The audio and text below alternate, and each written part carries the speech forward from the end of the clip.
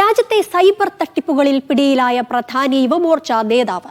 തട്ടിപ്പുകളുടെ സൂത്രധാരനും കൊൽക്കത്ത സ്വദേശിയുമായ ലിങ്കൺ ബിശ്വാസിനെയാണ് കൊച്ചി സൈബർ പോലീസ് കൊൽക്കത്തയിൽ നിന്നും പിടികൂടിയത്. ഇയാൾക്ക് കംബോഡിയയിലെ തട്ടിപ്പ് സംഘങ്ങളുമായി നേരിട്ട് ബന്ധമുണ്ടെന്നും കോടിക്കണക്കിന് രൂപയാണ് തട്ടിയെടുത്തതെന്നും കണ്ടെത്തൽ. വിവരങ്ങളുമായി SS ശരൺ ചേരുന്നു. ശരൺ, എങ്ങനെയാണ് ഇയാളെ പിടികൂടിയത്? വിവരങ്ങൾ. രാജ്യത്തെ വിവിധ ഇടങ്ങളിൽ നടന്ന സൈബർ തട്ടിപ്പുകളിലെ പ്രധാനിയാണ് അല്ലെങ്കിൽ സൂത്രധാരനാണ്, മാസ്റ്റർ ബ്രെയിൻ ആണ് ഇയാളെന്നുള്ളത് നേരത്തെ തന്നെ കൊച്ചി സൈബർ പോലീസ് സ്ഥിരീകരിച്ചിരുന്നതാണ്. സൈബർ പോലീസ് കഴിഞ്ഞ 17-ാം തീയതിയാണ് കൊൽക്കത്തയിലേക്ക് എത്തിയിരുന്നത്. അതിനുശേഷം കൊൽക്കത്ത കേന്ദ്രീകരിച്ച് വലിയ അന്വേഷണം നടക്കുകയും ഇന്നലെ രാത്രിയാണ് ഇയാളെ കൃഷ്ണഗഞ്ച്, അതായത് ബംഗ്ലാദേശ് അതിർത്തി പ്രദേശമായ കൃഷ്ണഗഞ്ചിൽ നിന്ന് പിടികൂടുകയും ചെയ്തിരിക്കുന്നത്. ഇതിന് പിന്നാലെയാണ് വളരെ പ്രധാനപ്പെട്ട വിവരം കൂടി ഇപ്പോൾ സൈബർ പോലീസ് നൽകുന്നത്. അവർ പറയുന്നത് ഈ പിടിയിലായ ലിങ്കൺ ബിശ്വാസ് ബംഗാളിലെ യുവമോർച്ച നേതാവാണെന്നുള്ളതാണ്. അതായത് കൃഷ്ണഗഞ്ച് മണ്ഡലം പ്രസിഡന്റാണ്, യുവമോർച്ചയുടെ കൃഷ്ണഗഞ്ച് മണ്ഡലം പ്രസിഡന്റാണ് ഈ ബിശ്വാസ്.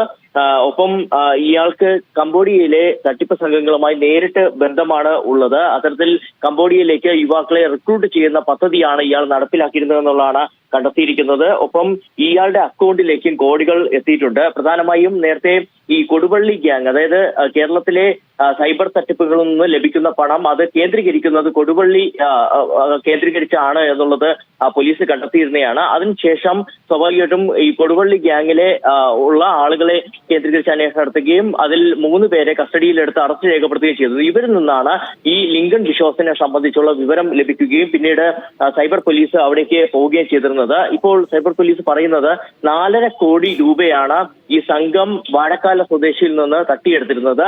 അതിൽ 1.5 കോടി സ്വന്തമാക്കിയത് ഒരു സാഹചര്യവും ഉണ്ടായിരുന്നു. എന്തായാലും ലിങ്കൺ ബിശ്വാസിനെ അല്പസമയത്തിനകം തന്നെ കൊച്ചിയിലേക്ക് എത്തിക്കും. അതിനുശേഷം ACPയുടെ നേതൃത്വത്തിൽ വിശദമായി തന്നെ ചോദ്യം ചെയ്യും.